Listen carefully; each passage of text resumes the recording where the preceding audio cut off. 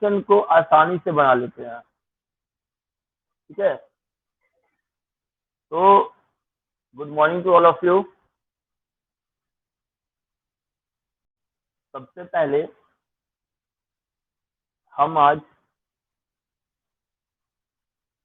How to represent your question to any senior, यानी कि जब कोई हम एक विचार विमर्श पर बात कर रहे हैं तो उस पर्टिकुलर पार्ट को किस तरह से रखा जाए किसी के सामने।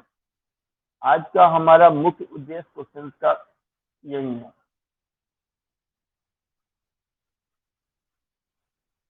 सबसे पहले हम प्रोसेस ओरिएंटेशन पढ़ेंगे। प्रोसेस ओरिएंटेशन क्या होता है कि जब हम कोई चीज की शुरुआत करते हैं स्टार्टिंग से लेके एंड तक, और उसमें तमाम जो वो स्टेप्स जो हम लोग प्रयोग करते हैं किसी भी एक विषय पर, उसे ही हम कहते हैं प्रोसेस ओरिएंटेशन। चलिए आज एक हम क्वेश्चन लेते हैं जिसका मुख्य उद्देश्य आप लोग को क्रिटिकल थिंकिंग, जैसे पिछले सवाल में मैंने आपको दिया था क्वेश्चन, कुछ लोगों ने अच्छा निभाया बट कुछ लोग ने सिर्फ फॉर्मेलिटी टाइप में इसको लिया।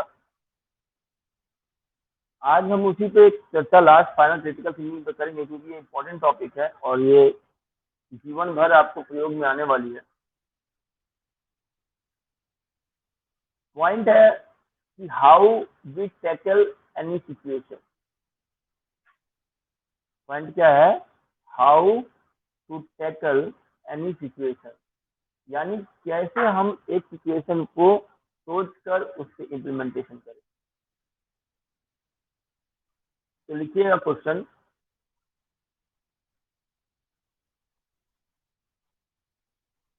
There is a car manufacturer, there is car manufacturer in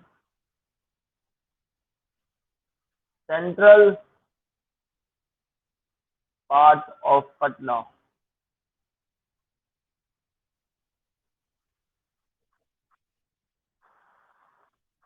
Central part of Patna. There is car manufacturer in central part of Patna where 2,000 employees are working. Where 2,000 employees are working.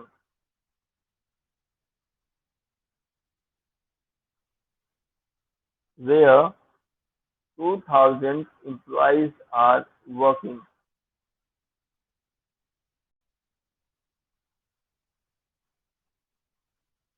comma, in this there is 3 levels of management. In this there is 3 levels of management.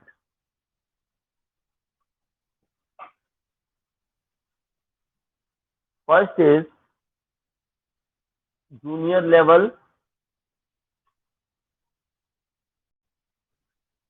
First is junior level.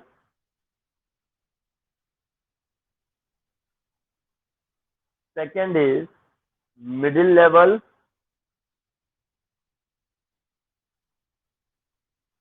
And third is senior level.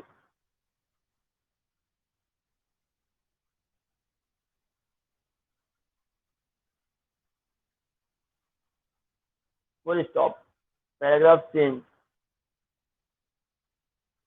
As you are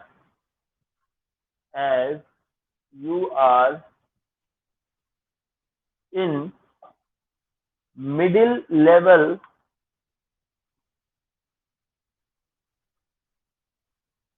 as you are in middle level,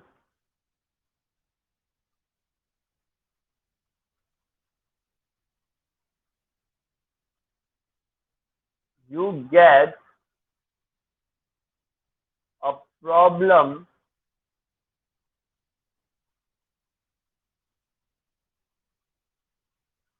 of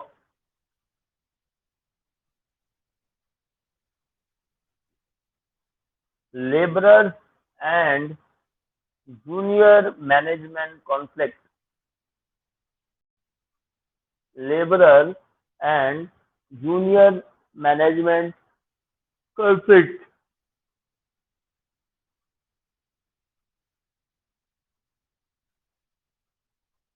As a manager, what is the as a manager, what is the process of orientation on this subject?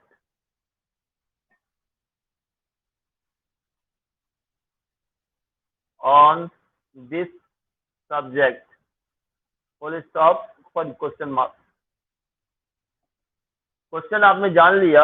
ये critical thinking का सवाल है कि एक company है auto car manufacturing जो central part of Patna में स्थित है, जिसमें 2000 एम्प्लॉय काम करते हैं। उनको 3 श्रेणी में बांटा गया है। पहला है जूनियर, दूसरा है मिडिल और तीसरा है सीनियर। आप एक मिडिल लेवल मैनेजर हैं और आपके पास एक केस आता है regarding labourers and junior staff management. वह कौन कौन सी स्टेप्स हैं जो आप इम्प्लीमेंट करेंगे? देखिए, जब हम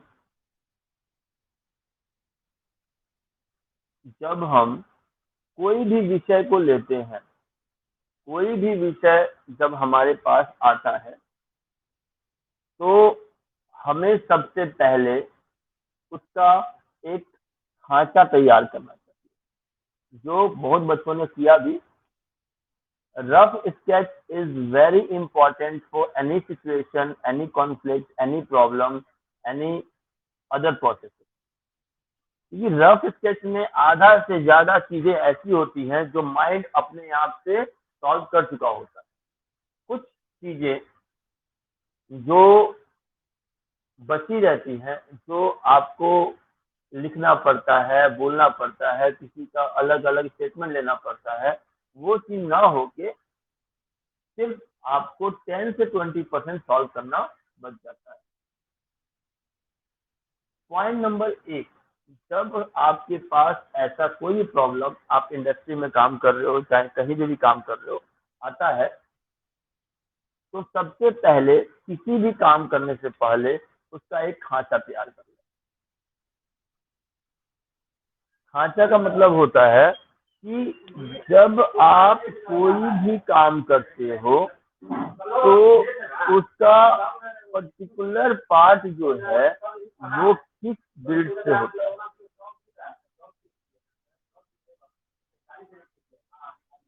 ठीक है, अभी अगर मान लिया जाए कि इम्प्लीमेंट करने से अगर करते हैं तो हम इम्प्लीमेंटेशन अच्छा करेंगे। पॉइंट नंबर 1 है, लिखे हुए chat, process of orientation. Girls, आपके लिए ध्यान से बात करने की है, क्योंकि आप लोग जब आने वाले सिचुएशन में ऐसे आपको हमेशा प्रॉब्लम्स आएंगे, जिसमें आपको प्रॉब्लम सॉल्व करने के लिए यही प्रोसेस ऑफ ओरिएंटेशन काम आएगा। एक तो सबसे इम्पोर्टेंट है कि आप जो भी प्रॉब्लम ले रहे हैं उसको एक सिचुएशनल बेस पे लें। अभी मैंने सवाल बताया, अब सब लोग मेरे साथ तोड़े। पहले हम क्या लिखेंगे, एक पूरा पेपर ले लेंगे रफ स्केच के लिए, और उसके बाद उसका आंसर हम लोग लिखेंगे।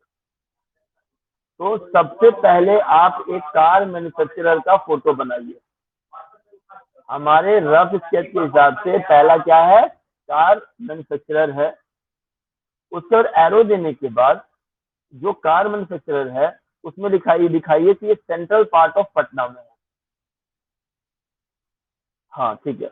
उसके बाद जो 2000 एम्प्लॉइज है उनको सीनियर लेवल, मिडिल लेवल और जूनियर लेवल में दिखाइए।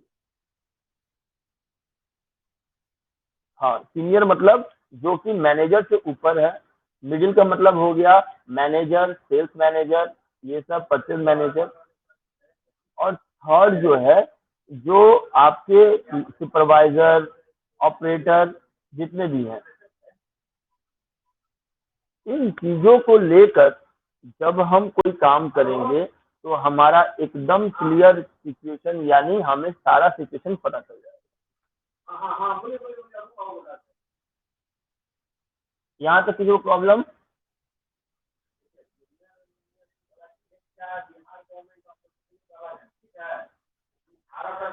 आगे बढ़ते हैं। अब जो पॉइंट ऑफ कांटेक्ट है सबको एक साथ मिलाइए। जैसे जो कार मैन्युफैक्चरर है और जो लास्ट मैनेजर, सबको कार मैन्युफैक्चरर से जोड़ दीजिए, यानी सारे जितने एरोज हैं वो कार मैन्युफैक्चरर में जाके ऐड हो जाएंगे। Arrow to management to car manufacturer, सारा चीज आपका कार मैन्युफैक्चरर होगा तो आपको इतना पैसा मिलेगा, इतने एम्प्लॉयज और बढ़ेंगे, इससे इतना ये होगा। ठीक है, ये सारा एरो आप जोड़ते जाए, सारे एरो को। जैसे कार मैन्युफैक्चर से 2000 employ, central part of Patna, ये जूनियर लेवल, सीनियर लेवल और मिडिल लेवल, तीनों को आपस में सबसे जोड़ जोड़ के इम्प्लीमेंट करना है आपको। ठीक है, अब पॉइंट नंबर 1 लिखिएगा कि किस किस के बीच में कॉन्फ्लिक्ट है, किस चीज के बीच में आपका कॉन्फ्लिक्ट है। तो पहला कॉन्फ्लिक्ट है जूनियर लेवल मैनेजमेंट में, आपका थर्ड फ्लोर लेबरर में। पहला जो है वो क्या है, जूनियर लेवल में, और उसके थर्ड लेवल यानी कि सबसे नीचे लेवल में लेबरर से है। उन पॉइंट को पॉइंट ऑफ कांटेक्ट कर दीजिए, यानी कि जो विषय दिया हुआ है अब हम इससे प्रोसेस ऑफ ओरिएंटेशन तैयार करेंगे। ठीक है, अब इससे क्या करेंगे हम लोग, प्रोसेस ऑफ ओरिएंटेशन तैयार करेंगे। तो पॉइंट नंबर 1 लिखिएगा, if a person, point number 1 लिखिएगा, if a person is doing the wrong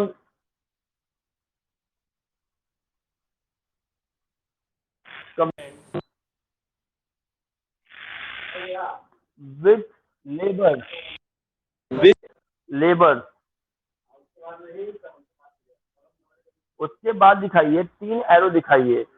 we will fired him off, first लिखाइएगा we will fired him off, मतलब कि उसको हम कंपनी से निकाल देंगे। Second, give him warning letter, give him warning letter. And third, suspend for 15 days, suspend for 15 days। ये इसलिए कि हमारा जो कॉन्फ्लिक्ट है वो लेबर तो कर नहीं सकते हैं, स्टार्टिंग हुआ होगा तो आपका जूनियर लेवल से हुआ होगा, किसी ने कुछ ऐसा बात कहा होगा जिससे लेबर भड़क गए हो।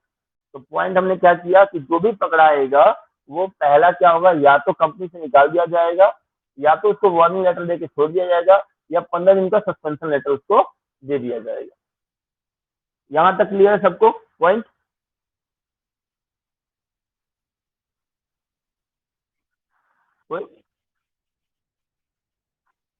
नहीं, सस्पेंशन लेटर देने के बाद नहीं, रेट जब लग गया सस्पेंशन लेटर में कोई नहीं कंपनी लेती है। ठीक है, अब हम लोग आगे बढ़ते हैं। अब लिखते हैं दूसरा process, if any senior management, if any senior management person is involved in this conflict,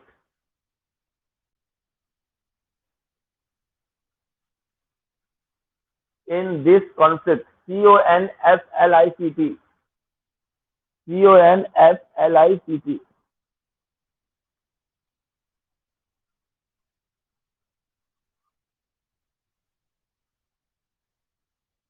First, arrow एक देख लिखिएगा.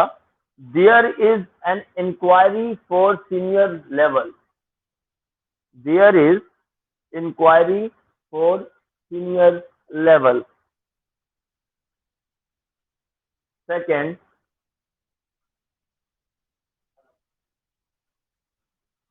second, involvement is of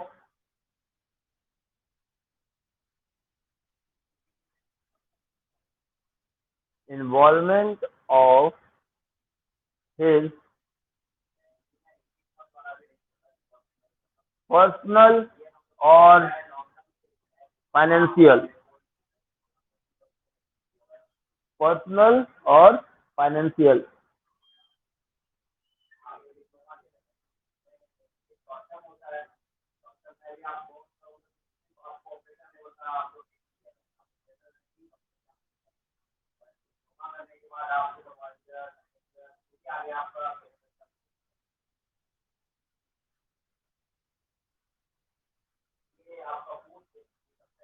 third लिखिएगा, if middle level, if middle level and senior level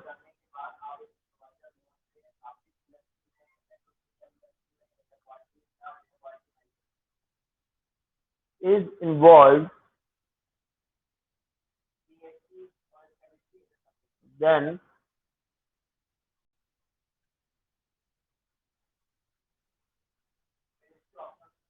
the report will be sent to director and chief. The report is sent to director and chief. Second, the whole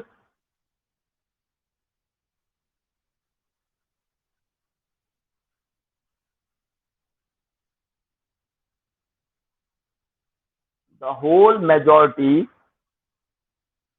will declare his punishment. The whole majority declare his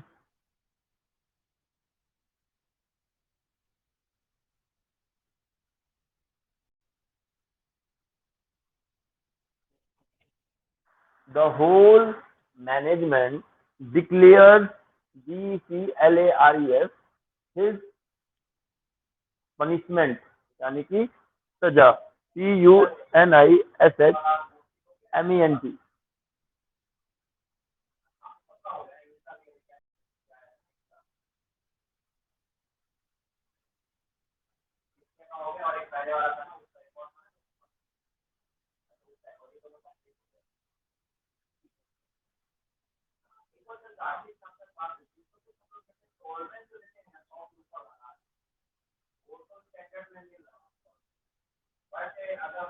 Next, if ध्यान से सुनिएगा, ये last सवाल है, सुनिएगा ध्यान से. If any labor wants to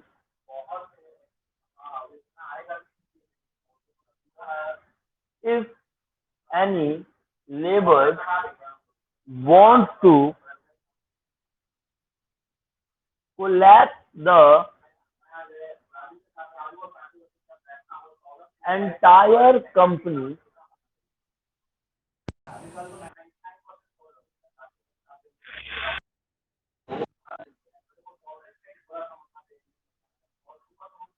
entire company, then arrow डालिएगा, is laborer is taking money for this conflict, is laborer get any money for this conflict. Point number 2, is junior level and labor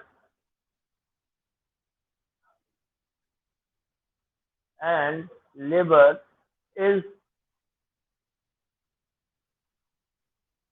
collaborate each other for downfall, for downfall.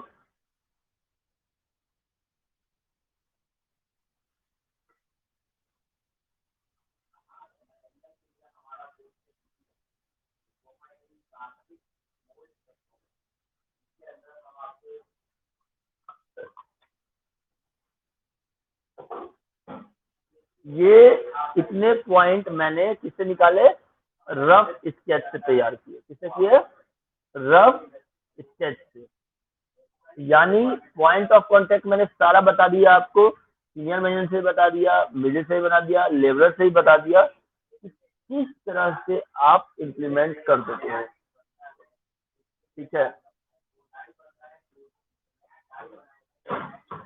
यहाँ तक किसी को problem?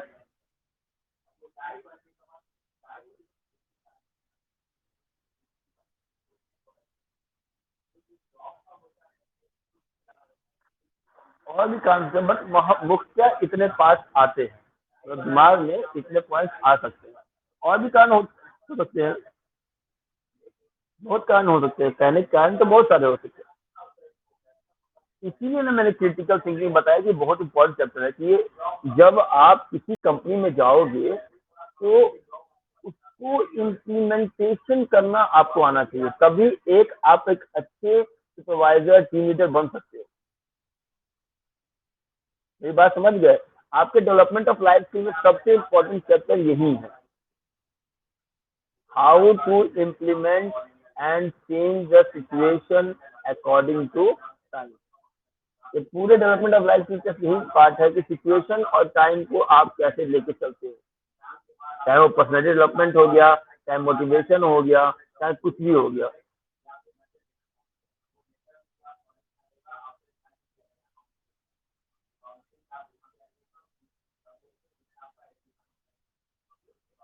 यहाँ तक बात समझ आई? अब हम लोग आगे बढ़ते हैं।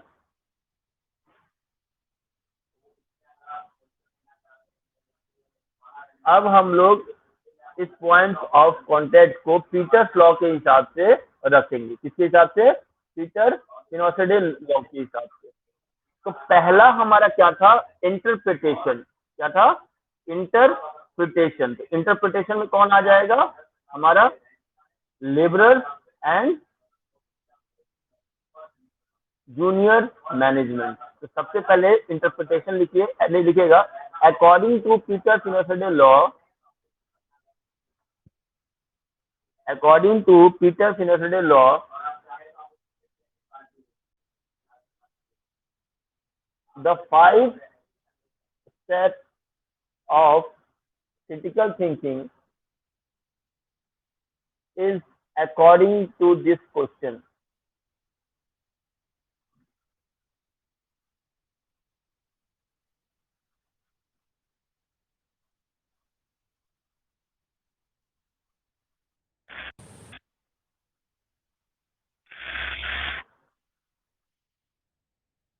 यहाँ तक बात समझ आ गई आपको कि अब हम लोग पीटर्स लॉ, जो पीटर सिनोसिडे हैं उनके लॉ के हिसाब से 5 स्टेप हम पढ़ेंगे।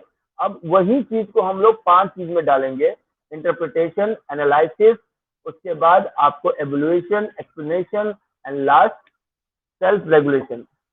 इन 5 पॉइंट को मैं बार बार आपको क्लास में, ये होमवर्क में बता रहा था कि इसको प्रूव करिए, क्योंकि कोई भी क्रिटिकल थिंकिंग होता है, कोई विषय होती है, तो प्रोसेस ऑफ ओरिएंटेशन आपने बना लिया, अब पीटर्स लॉ के हिसाब से इसको ढाल दीजिए।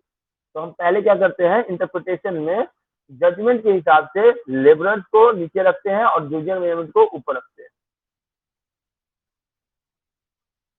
और इन दोनों को कोलैबोरेट करके मिडिल लिखिए और सीनियर लिखिए।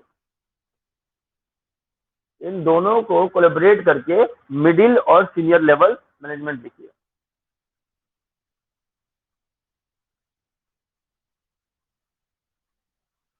तो इंटरप्रिटेशन क्या कहता है कि भैया जब हम आपसे डिसीजन कोई मांग करते हैं, जब हम उस पर इम्प्लीमेंटेशन करते हैं, तो उस पर्टिकुलर पार्ट पर आप किस तरह से वैल्यू उसको देते हैं, that is called interpretation. Means जब कोई चीज घट गई तो उस पर आपका जजमेंट क्या है, what is your own judgement. अब हम इसको क्या करेंगे, कैटेगरी वाइज तोड़ेंगे। ठीक है, क्या करेंगे, कैटेगरी वाइज तोड़ेंगे। तो सबसे पहले हम कैटेगरी में लिखेंगे best performer in labourer, best performance in labourer,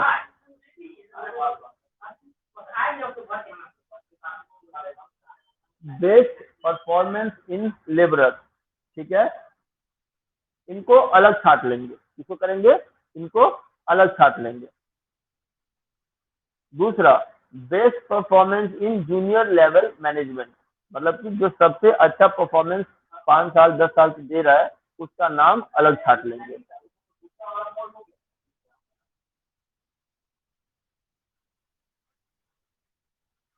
तीसरा, best performance in middle management, उनको हम लोग छाट लेंगे, और best performance in senior management उनको छाट लेंगे। तो लिख लीजिए, पहले क्या लिखना है, best performance in labourer, best performance in junior level, best performance in middle level management, और best performance in senior level management.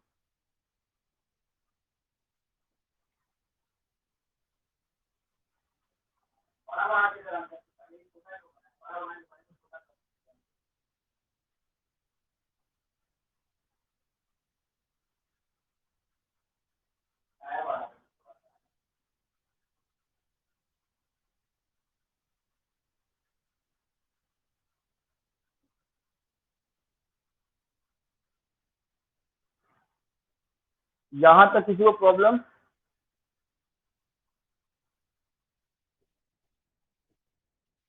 हाँ, सबको लेना है, क्योंकि देखो, हम्म, नहीं, मिडिल वर्कर आप देख रहे हो, लेकिन सीनियर को भी इन्वॉल्व करना पड़ेगा, या जो आप रिपोर्ट सौंपोगे सीनियर को ही ना रिपोर्ट सौंपोगे, तो उनके में से भी तो एक आदमी रखेंगे हम। यहाँ पे इंटरप्रिटेशन क्या कहता है कि आप मेरी पूरी बातों को कैटेगरी वाइज तोड़ दो। तब इसमें नहीं कहता है ना कि कोई भी बात जो है हमारी उसको आप तोड़ दो। तो तोड़ने का मतलब है कि पहले हम बेस्ट परफॉर्मर जितने भी अच्छे आदमी हैं उनको हम लोग छाट लेंगे। ठीक है, अब बेस्ट परफॉर्मेंस में लेबर्स में लिखिएगा पंचुअलिटी, बेस्ट परफॉर्मेंस में लेबर्स में लिखिएगा पंचुअलिटी, मीन जो रोज आता हो। ठीक है, दूसरा, डिसिप्लिन,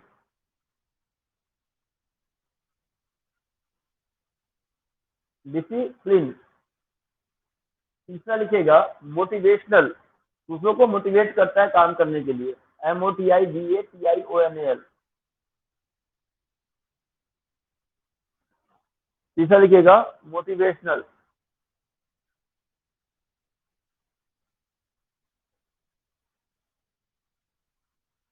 चौथा लिखिएगा कॉन्फिडेंट, CONFIDENT। और पांचवा लिखिएगा सबसे इंपॉर्टेंट, टाइम मैनेजमेंट।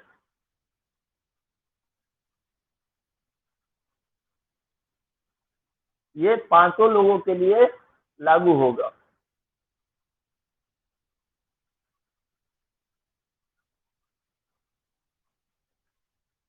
ये किसके लिए होगा, आप सबका मत लिखिए, एक का लिख लीजिए, डू करके सबका डाल दीजिए, जूनियर मैनेजर लेवल का भी, मिडिल का भी और सीनियर लेवल का भी। हर से हमें 2 पर्सन को उठाना है। क्या उठाना है? We have to take 2 person who clear this eligibility criteria. लिखिएगा, दोज 2 पर्सन, इसके नीचे लिखिएगा, दोज 2 पर्सन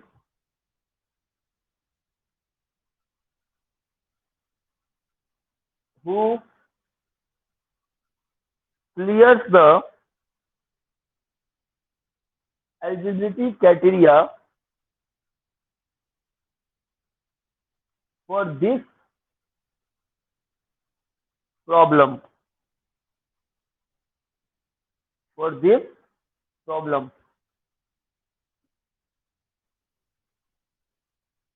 क्लियर है? इंटरप्रिटेशन क्लियर हो गया?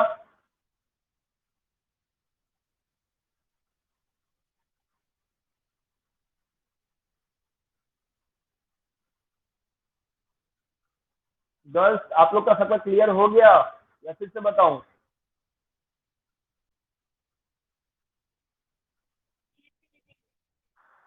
नहीं समझ आया तो पूछते क्यों नहीं हो? बस बंद करके रखे रहते हो, अविनाश पूछता रहता है। देखो, जब हम कोई प्रॉब्लम को सॉल्व करने जाते हैं तो उसमें हम कुछ चीजों पर ध्यान देते हैं। ठीक है? जैसे हमारा लेवल क्या क्या था? जूनियर, लेबरर, जूनियर, मिडिल और सीनियर था। अब हमने उसमें क्या किया कि इंटरप्रिटेशन फीचर फिनोसिटी लॉ के हिसाब से हमने इंटरप्रिटेशन किया, यानी कि सब स्किल को यूज किया कि हर कैटेगरी को मैं तोड़ूंगा। क्या करूंगा? हर जो कैटेगरी है उसको मैं तोड़ दूंगा। तोड़ने का मतलब ये नहीं हुआ कि उसको मतलब पकड़ के फेंक देना, नहीं। तोड़ने और ये हुआ कि हम अपने हिसाब से उसको अलग अलग भाग में लिखेंगे।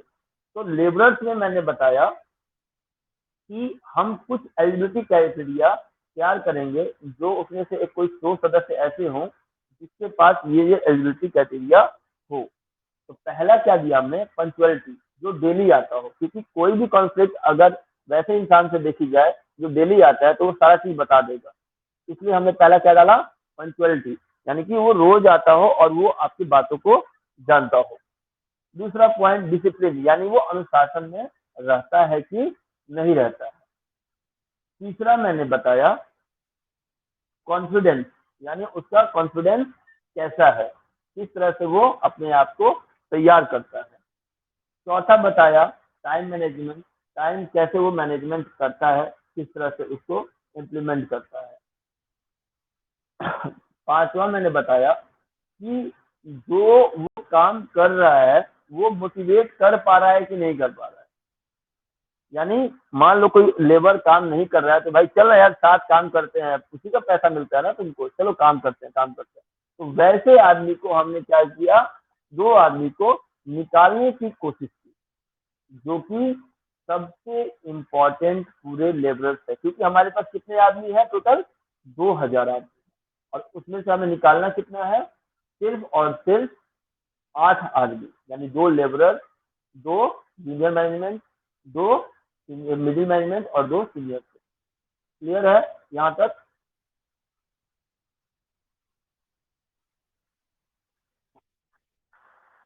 चलो आगे बढ़ते हैं। ये पीटर फिनेसिडे ने बताया कि इंटरप्रिटेशन कंप्लीट, आप जब कैटेगराइज वे में उसको तैयार कर लिए तो ये फिनिश हो गया। अब दूसरा जो पॉइंट है उसको कहते हैं एनालिसिस। क्या कहते हैं? एनालिसिस। तो अब हमने क्या किया कि दो दो इंसान को तैयार कर लिया। अब उस चीज को निकाल के इंटरप्रिटेशन में जहां हमने ये लिखा उसमें हर में 2 2 आदमी बैठा दो, एक टेबल बनाकर 8 आदमी को बैठा दो, एक लेबर से 2 आदमी को, जूनियर से, मिडिल से और सीनियर से, ऐसे करके 8 आदमी को बैठा दो चेयर पे।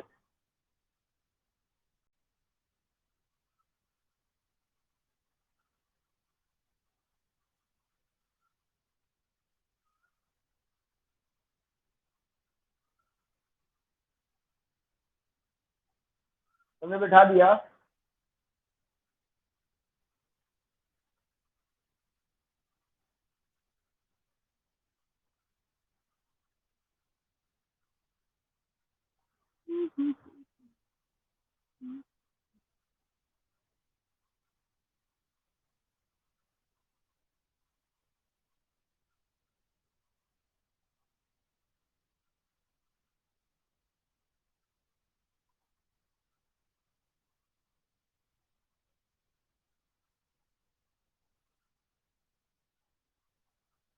सबका हो गया?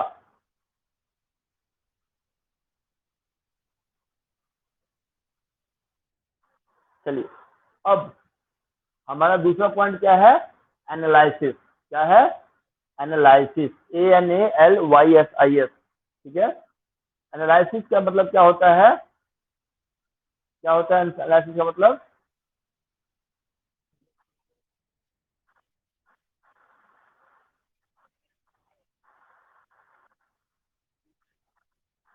एक लाइन में, एक वर्ड में इसको क्या कहते हैं? To think upon situation. ठीक है। अब हमें थिंकिंग करना है।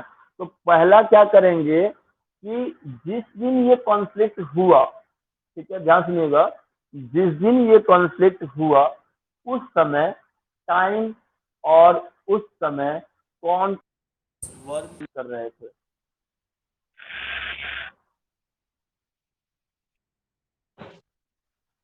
जिस समय ये कॉन्फ्लिक्ट हुआ उस समय कौन कौन लेबरर्स वर्क कर रहे थे और उस समय टाइम कितना हो रहा था? सबसे पहले हम एनालिसिस यही करेंगे, क्योंकि कोई भी कॉन्फ्लिक्ट स्टार्ट होता है तो एक टाइम पर स्टार्ट होता है, या फिर बात होते होते फिर बात बढ़ जाती है। तो सबसे पहले हम क्या यूज करेंगे? टाइम को देखेंगे कि किस शिफ्ट में ये झगड़ा शुरू हुआ। दो शिफ्ट होते हैं, हम मान के चलते हैं 12 घंटे शिफ्ट चल रही थी, तो एक शिफ्ट में, ए शिफ्ट में हुआ कि बी शिफ्ट में हुआ। क्लियर है पिक्चर? दूसरा लिखिएगा,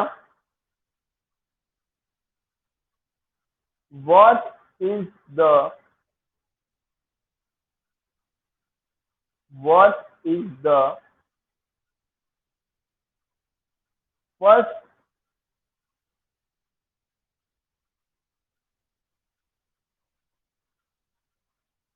what is the first burning word?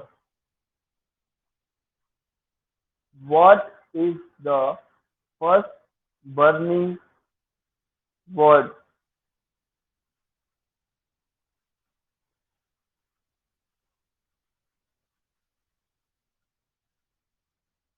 What is the first burning word? Underline that burning word. इसका मतलब ये हुआ कि कौन सा ऐसा शब्द उस समय बोला गया होगा जिससे आग बढ़ गई, यानी कि आपस में झगड़े स्टार्ट हो गए। तो इसको लिखेंगे हम लोग पॉइंट ऑफ कॉन्टेक्ट। क्या लिखना है इसको? ये कौन सा, ये पॉइंट है पॉइंट ऑफ कॉन्टेक्ट।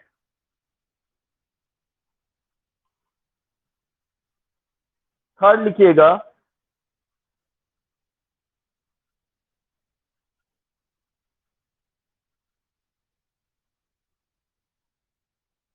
थर्ड लिखिएगा,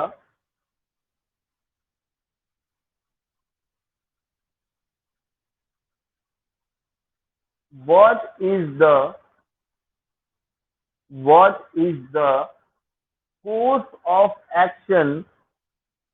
What is the course of action that time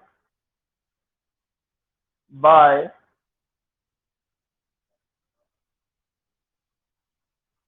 junior level or laborers?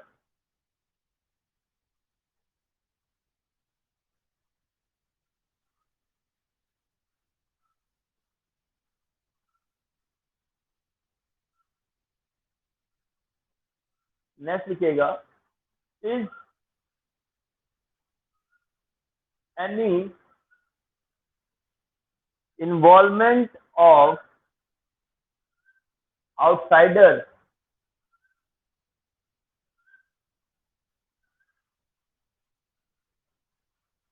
by anyone, by anyone,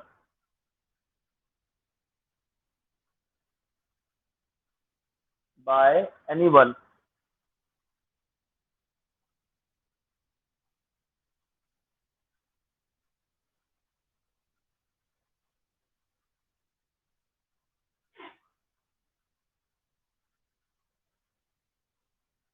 clear है? ये 5 पॉइंट पर आपको एनालिसिस करना है। क्या करना है? इन 5 पॉइंट पे आपको एनालिसिस करना है।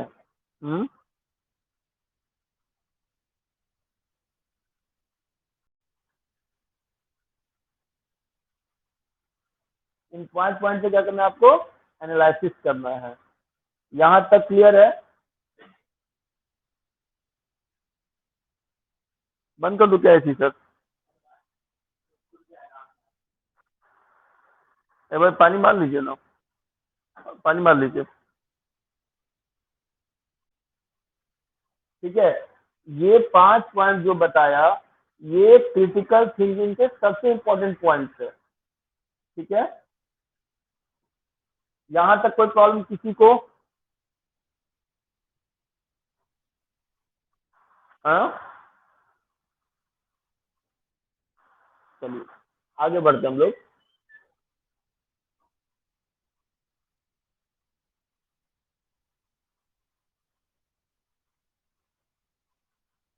लिखिएगा, the course of action, the course of action is, the course of action is taken by whom,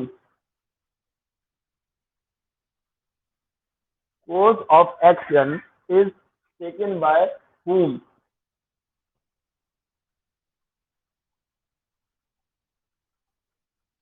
at that time in senior level and middle level, in senior level and middle level।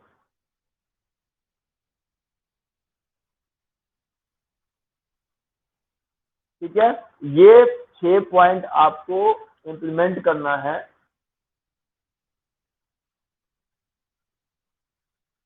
अब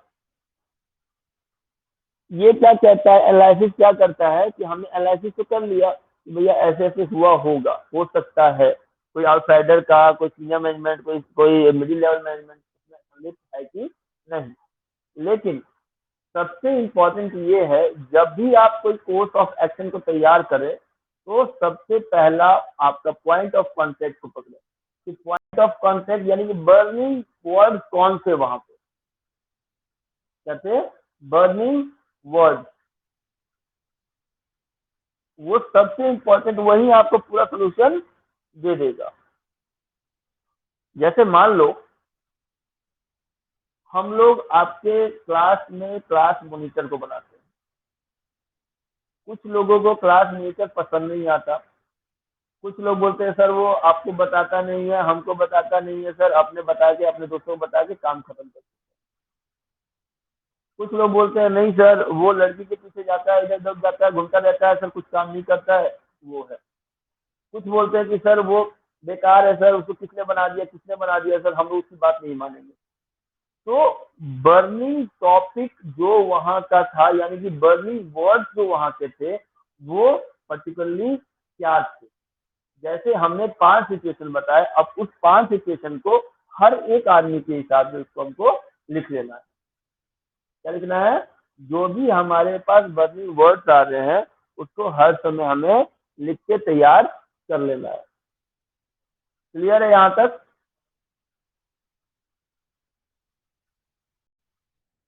चलिए आगे बढ़ते हैं। अब Peter सिनेसिडे कहता है कि भैया आपने तो एनालिसिस कर लिया कि कैसे हम कोई प्रिंसिपल को आगे बढ़ाएंगे, लेकिन आप उससे पॉइंट क्या दे रहे हो? तो इसके लिए आता है evolution, AVEEVALUTION, evolution.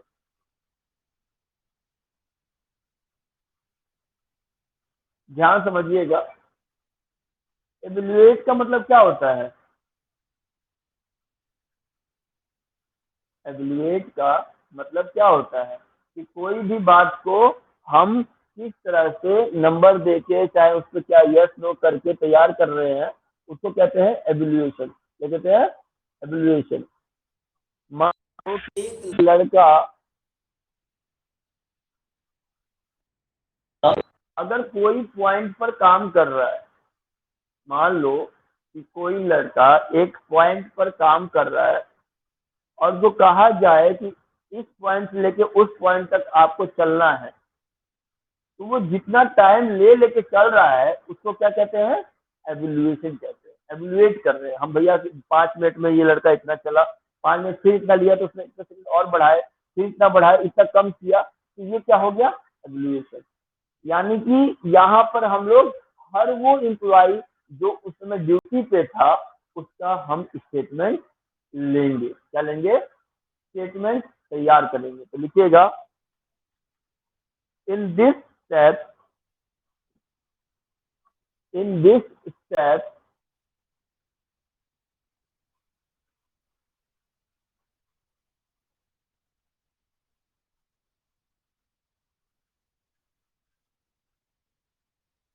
we can justify the statement of all department staff, of all department staff,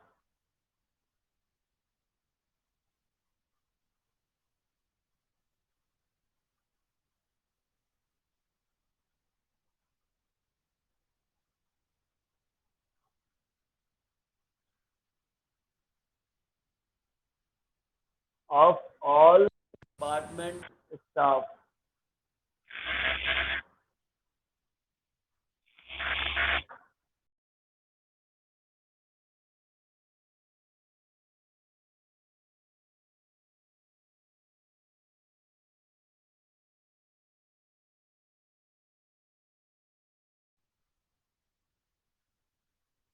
कहाँ तक लिखे?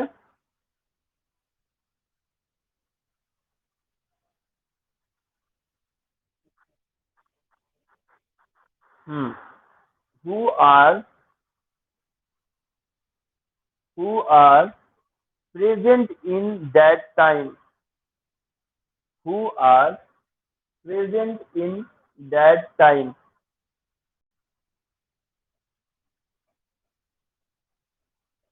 who are present at that time।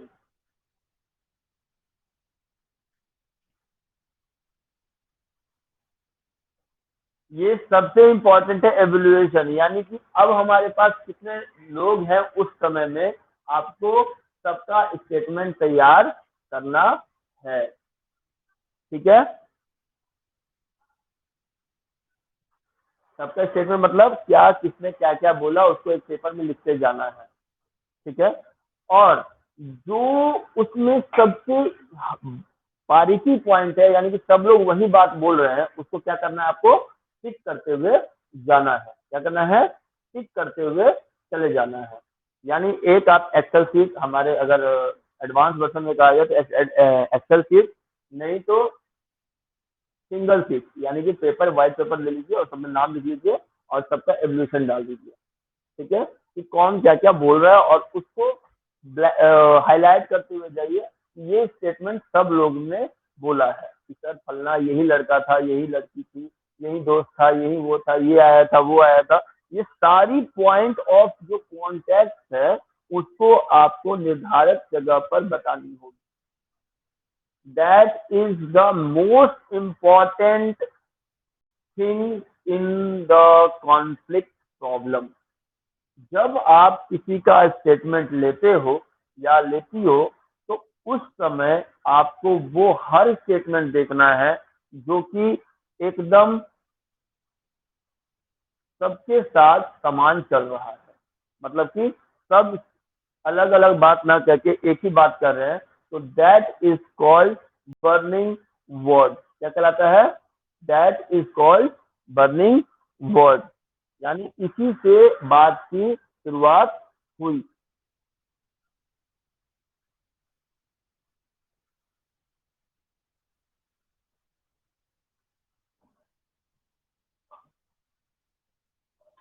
यहाँ तक किसी को प्रॉब्लम? यहां तक कोई प्रॉब्लम किसी को? क्लियर है? चलिए, आगे आता है हमारा एक्सप्लेनेशन। अब जब हमने स्टेटमेंट को तैयार कर लिया, क्या कर लिया? स्टेटमेंट को तैयार कर लिया, तो उस समय हमें उन बर्निंग वर्ड्स वाले इंसान को बुलाना है जिससे हमें एक्सप्लेनेटरी मांगना है। यानी कि उस समय जो वाकया हुई उससे एक्सप्लेनेशन मांगना है।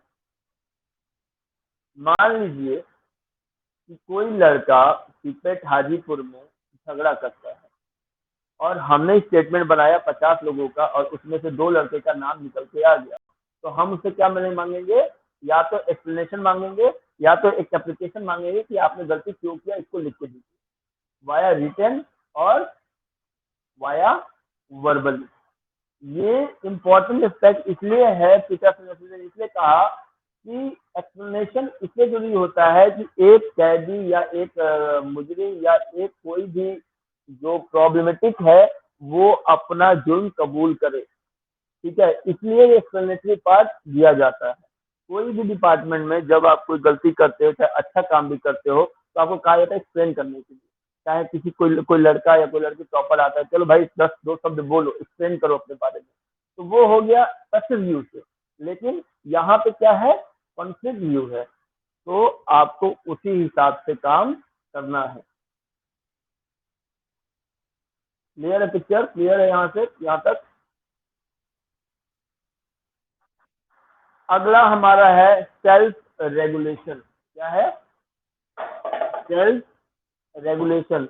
यानी कि जब हम किसी से कोई बात करते हैं तो हमारा क्या होना चाहिए? Self regulation. मीन्स हम जब चीज का बात कंप्लीट कर लिए, एक्सप्लेनेशन भी ले लिए, तो अब क्या करेंगे हम लोग? सेल्फ रिजल्ट देने की कोशिश करेंगे या सेल्फ मॉनिटर करने की कोशिश करेंगे। क्या करेंगे? सेल्फ मॉनिटर करेंगे या फिर सेल्फ रिजल्ट देने की कोशिश करेंगे। तो पॉइंट नंबर 1 लिखिएगा सेल्फ रेगुलेशन में।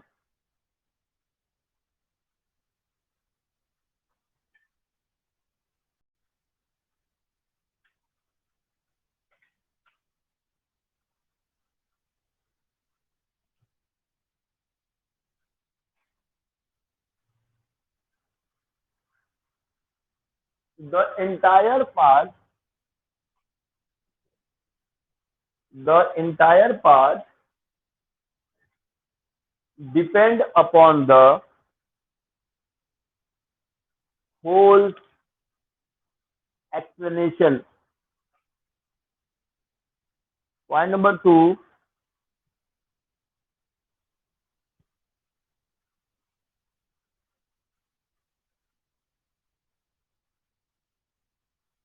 the statement of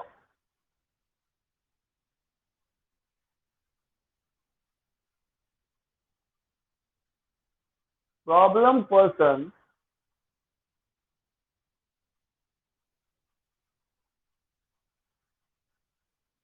is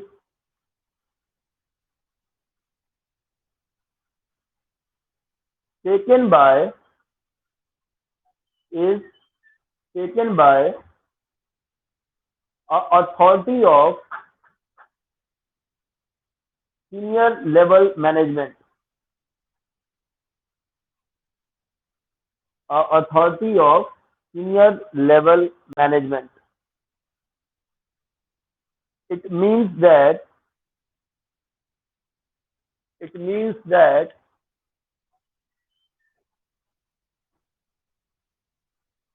either the problem solved either the problem solved or either it is transferred to vigilance team.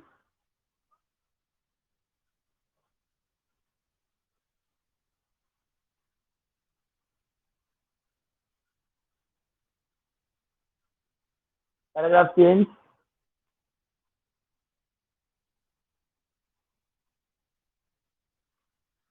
Paragraph change. The conflict ratio.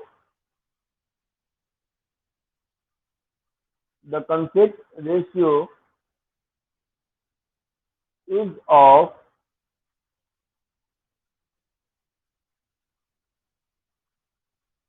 multi-dimensional part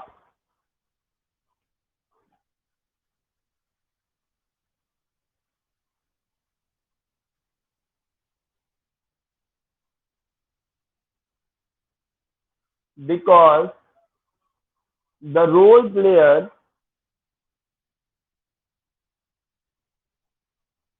because the role player, either one or many, either one or many. Full stop. Paragraph change. In last, the conclusion is this. In last, the conclusion is this.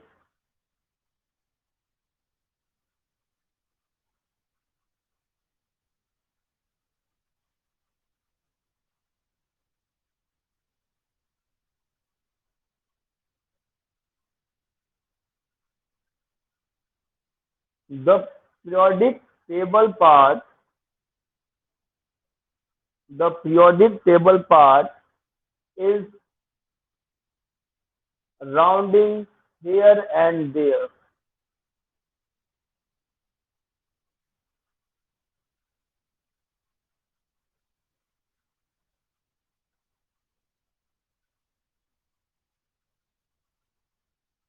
due to some of the workers, due to some of the workers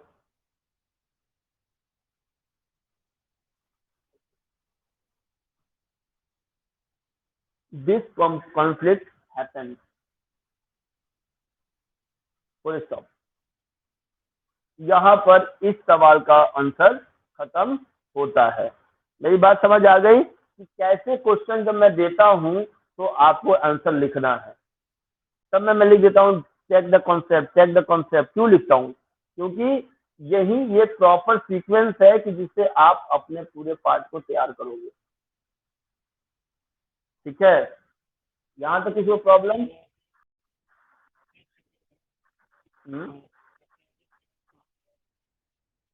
नहीं, round here and there mean periodic table का मतलब ये हुआ कि जब हमने बात की शुरुआत की तो गोल गोल बात घूम रही थी और अभी भी बात गोल गोल ही घूम रही है. कुछ लेबर्स के द्वारा ये काम किया गया है, अभी भी ये क्लियर नहीं हो पाया है. क्योंकि अचानक आप डिसीजन दे दोगे तो क्या होगा ना कि वो आपका कॉन्फ्लिक्ट और बढ़ जाएगा. उसको क्या करें, 4 दिन 5 दिन के लिए छोड़ दीजिए, उसके बाद डिसीजन दीजिए.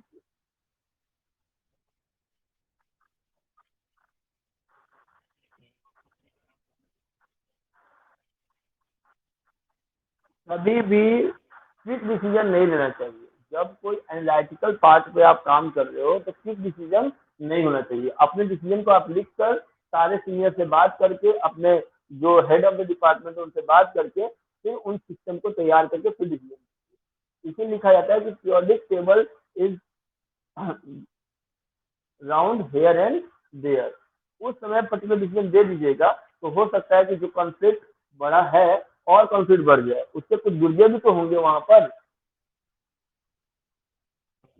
तो फिर वो तैयार हो जाएंगे. नहीं अरे मार के तोड़ देंगे, क्या कर लोगे तुम, सब क्या करोगे. इसलिए मैंने बताया the periodic table is round here and there. उस समय डिसीजन ना दे, उसके 2 दिन बाद डिसीजन दे. सबको बुलाकर सीधे चल कर दे, पनिशमेंट करने जो करना है आपको वो कर दीजिए. बट सोचना ऐसे ही है.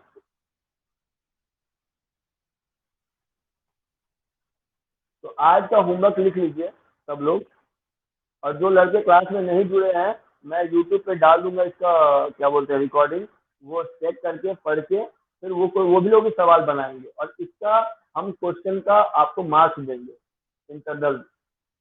ध्यान रखिएगा इस चीज को. ये क्वेश्चन जो दे रहे हैं ये लास्ट क्वेश्चन है आपको फिजिकल फिजिक्स का। अगला दिन एक नया चैप्टर स्टार्ट होगा, तो क्वेश्चन का आपको 0.25 नंबर इंटरनल में मिलेगा। ठीक है, लिखिए question. There is a footwear manufacturer, there is footwear manufacturer in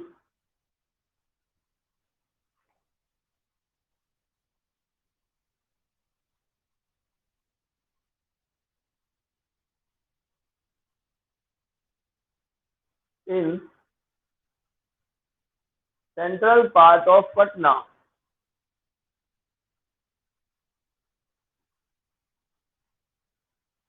where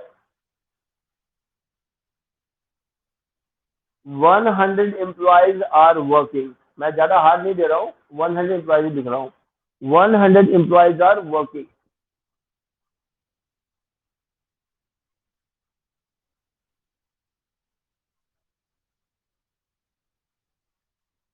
in that sequence। There is only two management, junior level and middle level।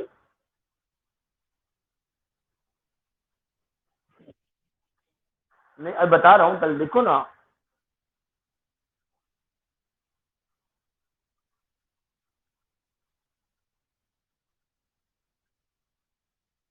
Full stop। At that time the senior management person are on tour, are on tour,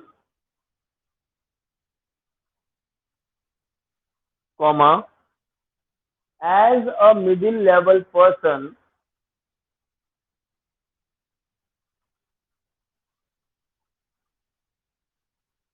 you get the news, as a middle level person you get the news that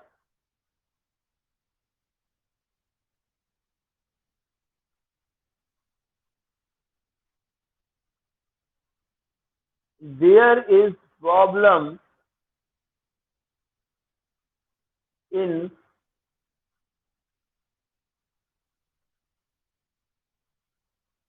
electric department,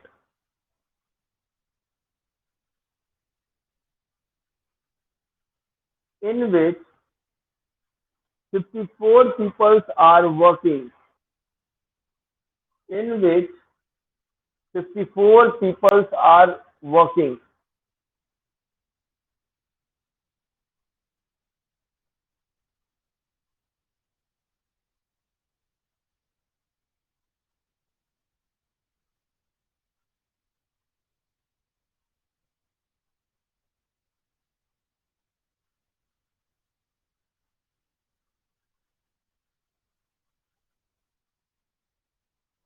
You saw that two of wire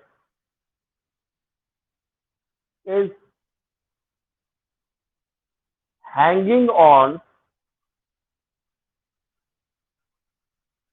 the wall of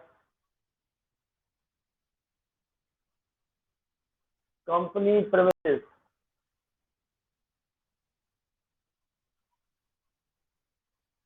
What are the situations?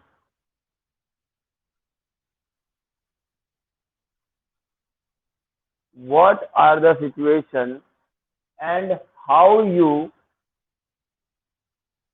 solve the problem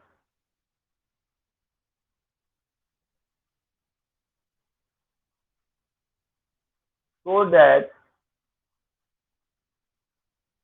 there is so that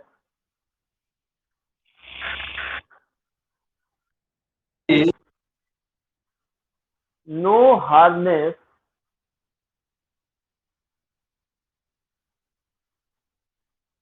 no harness in company premises. Full stop.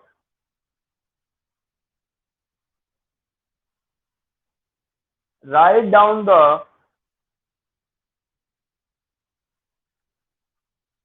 basic concept of this problem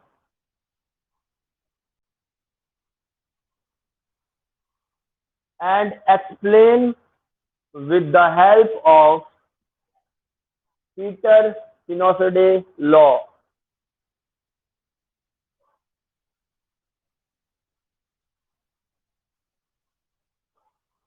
full stop. Question समझ गए आप सब लोग? सब लोग समझ गए? किसी को प्रॉब्लम है क्वेश्चन में?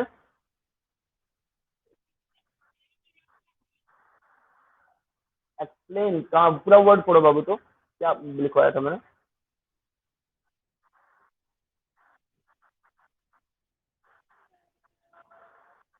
हाँ.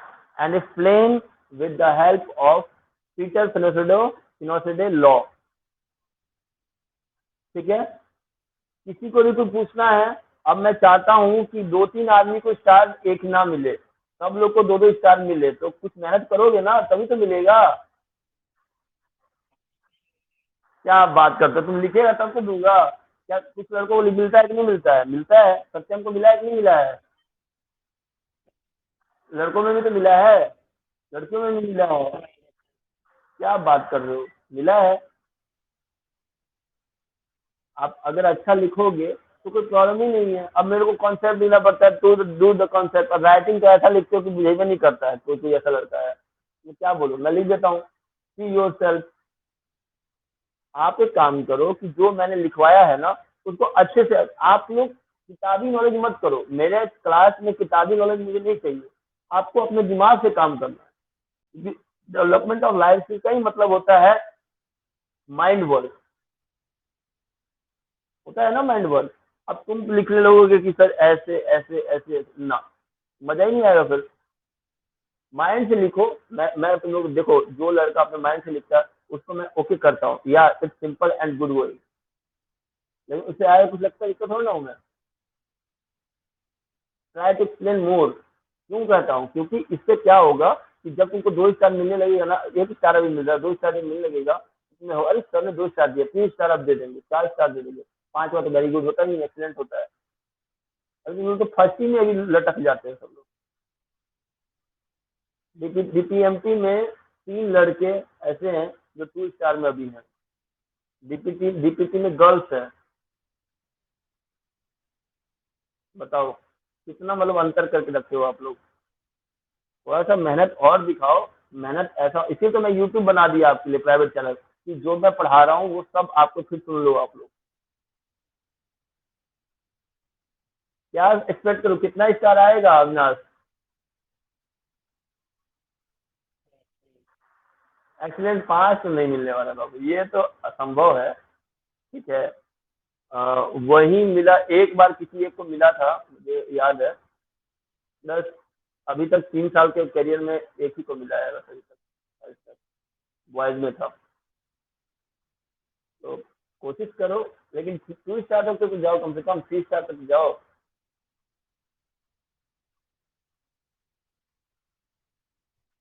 चलिए ठीक है. एंजॉय करिए. और ये जो आंसर है आपको भेजना है 5:40 से लेकर 6:15 तक. ठीक है. 5:42 6:15, उसके बाद बंद कर दीजिएगा ग्रुप. एडमिन के लिए चल जाएगा सीधे. ठीक है. कोई कॉपी किसी का नहीं करेगा. हाँ 6:15, 5:42 6:15. तब तक के लिए कुछ सवाल हैं आपके तो पूछ सकते हैं. अभी यहाँ हम फिजिकल फिटनेस खत्म कर रहे हैं. अगले चैप्टर में हम लोग जो 3:30 बजे क्लास होगी उसमें हम लोग एक और डेमो कर लेंगे. या आज ही नया टॉपिक स्टार्ट कर दें?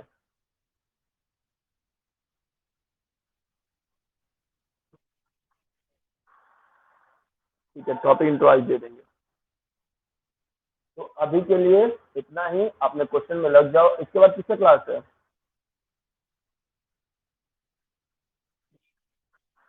चलो ठीक है, कोशिश करिएगा अच्छे से लिखने का। और यूट्यूब पे बता दीजिएगा, जो लड़के नहीं जुड़ पाए हैं उनको अपना वीडियो देख लें और इस क्वेश्चन को बनाएं। तब तक के लिए take care, enjoy your life.